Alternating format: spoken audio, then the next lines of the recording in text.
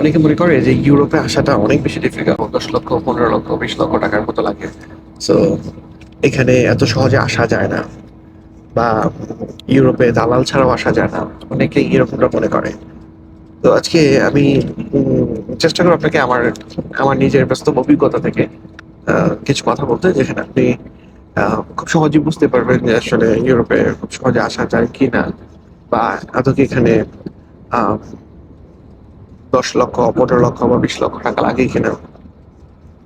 দেখেন, আমি পর্তুগালে আছি, সো আমি পর্তুগাল থেকেই বলছি, পর্তুগালের যে এক্সপিরিয়েন্স দিয়েই বলছি। পর্তুগালে বর্তমানে প্রায় 80 থেকে 90 হাজার আহ মানুষ দরকার এখন, যে কনস্ট্রাকশন সেক্টর গুলোতে প্রচুর পরিমাণে ওয়ার্কার শর্ট আছে। তো তাদের কিন্তু প্রচুর স্কিলের ওয়ার্কার প্রয়োজন। ইভেন তো জার্মানিতে কিন্তু প্রচুর পরিমাণে স্কিল ওয়ার্কার প্রয়োজন।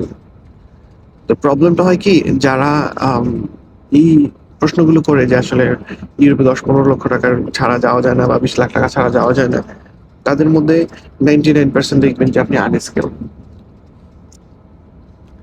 বাট যারা স্কিল ওয়ার্কার, যাদের কর্মদক্ষতা আছে, যারা বিভিন্ন দেশে জব করেছে, আইটি থেকে শুরু করে কনস্ট্রাকশন থেকে শুরু করে এই বিভিন্ন সেক্টর, যাদের এক্সপিরিয়েন্স আছে, তাদের জন্য কিন্তু ইউরোপ আসলে এত বেশি ডিফিকাল্ট না।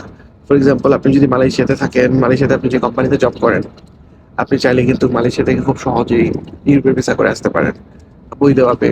কোম্পানির ওয়ার্ক পারমিট নিয়ে আপনি এম্বাসিতে দাঁড়িয়ে আপনার ভিসা করে আসতে পারেন। আপনি যদি সিঙ্গাপুরে থাকেন, সিঙ্গাপুর থেকে আসতে পারেন। ইভেন আমি নিজে সিঙ্গাপুর থেকে আসছি ভিসা করে। সো এগুলো একদম একদম ইজি একটা প্রসেস।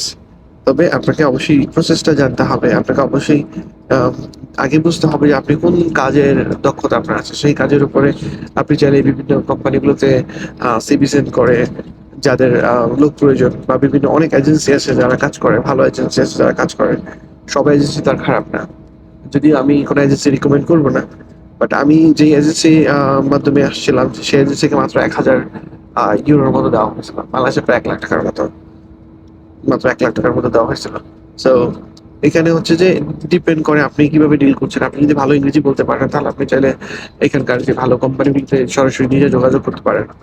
আপনার সার্টিফিকেট, আপনার যে সিভি আছে সেটা পাঠিয়ে আপনি সরাসরি যোগাযোগ করতে পারেন। যোগাযোগ করলে আপনি দেখা যাচ্ছে সরাসরি যদি করতে পারেন, আপনার এই 1 লাখ টাকা এটাও লাগবে না। নর্মালি যদি কোনো ভালো এজেন্সির মাধ্যমে আপনি আসেন, তাও হয়তো 1 লক্ষ টাকা, 1 লাখ 1.5 লাখ টাকা, এর বেশি না। কারণ হচ্ছে যে ইউরোপের প্রতিটা এখানকার আইন কানুন অনেক অন্যরকম। সো যারাই 15 লক্ষ 20 লক্ষ, ইউরোপের আইন কানুন অনেক অন্যরকম। সো যারাই 15 লক্ষ 20 লক্ষ বা 30 লক্ষ টাকা দিয়ে ইউরোপে আসেন, তারা হয়তো অবৈধভাবে আসেন। তারা কাইন্ড অফ হিউম্যান ট্রাফিকিং এর মতো ইয়াতে পড়ে যায়। কারণ হচ্ছে বিভিন্ন এজেন্সি, যেই এজেন্সি বা বিভিন্ন ধরনের দালাল যারা থাকে, তারা কি করে, এই গুলো বিভিন্ন কোম্পানি থেকে প্রলোভন দেখে কিনে কিনে আপনাদেরকে ভিসা করে এখানে আসার পর আপনি জব পান না, বা এটা পান না সেটা পান না, এটা নিয়ে অনেক ঝামেলার মধ্যে পড়তে হয়। বর্তমানে পর্তুগালে যদি আপনি ডি ওয়ান ক্যাটাগরিতে আসেন, আসার পর আপনাকে কোম্পানিতে জব করতে হবে। So আপনি যদি এরকম একটা দালালের মাধ্যমে আসেন, তা আপনার কোম্পানি জব না দেয় আপনাকে, পরবর্তীতে আপনাকে ডিপোর্ট করা হতে পারে। কারণ আপনি ইয়া পাবেন না, রেসিডেন্ট কার্ড নাও পেতে পারেন। সো এই জিনিসগুলো একটু কেয়ারফুল থাকতে হয়। আপনি চাইলে সঠিক এজেন্সি বা সঠিক কোম্পানির সাথে নিজে যোগাযোগ করে, নিজে সিভি সেন্ড করে আপনি আসতে পারেন। আমার অভিজ্ঞতা হচ্ছে, আমি নিজে কোম্পানিকে সিভি সেন্ড করেছি। সেন্ড করার পর কোম্পানি আমার ইন্টারভিউ নিয়েছে। ইন্টারভিউ নিয়ে দেন হচ্ছে যে যখন আমি ইন্টারভিউতে পাস করেছি, তখন আমাকে ওরা ওয়ার্ক পারমিট ইস্যু করছে। দেন আমি ওয়ার্ক পারমিট ভিসা করে দেন আমি ইউরোপে আসছে। সো এটা একদম ইজি প্রসেস। আপনারা যদি নিজে নিজে প্রসেসটা ফলো করতে পারেন, নিজে নিজে ট্রাই করতে পারেন, তাহলে ইউরোপটা অনেক ইজি। তো এই জন্য স্কিলটা বেশি ইম্পর্টেন্ট। যাদের স্কিল আছে তারা কখনো হতাশ হয় না। কারণ যাদের স্কিল আছে তাদের জন্য কোনো বর্ডার নেই পৃথিবীতে।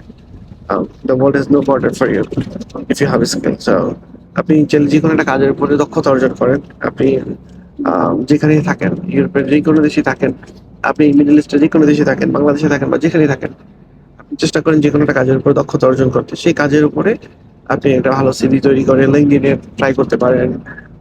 লিঙ্কডইন একটা বেস্ট ট্যাবে। লিঙ্কডইনে আমি অনেক ভালো ভালো জবের অফার পাইছি। সো লিঙ্কডইন একটা বেস্ট ট্যাবে, যেটা আপনি লিঙ্কডইনে ট্রাই করতে পারেন। অনেক জব আছে এখানে। এখানে চারিদিকে প্রচুর জব, প্রচুর ভ্যাকেন্সি আছে। আপনাকে অবশ্যই তবে দক্ষ লোকের জন্য দক্ষতা অর্জন করতে হবে। দক্ষতা অর্জন করলে আপনি অবশ্যই ভালো জব খুঁজে পাবেন এখানে।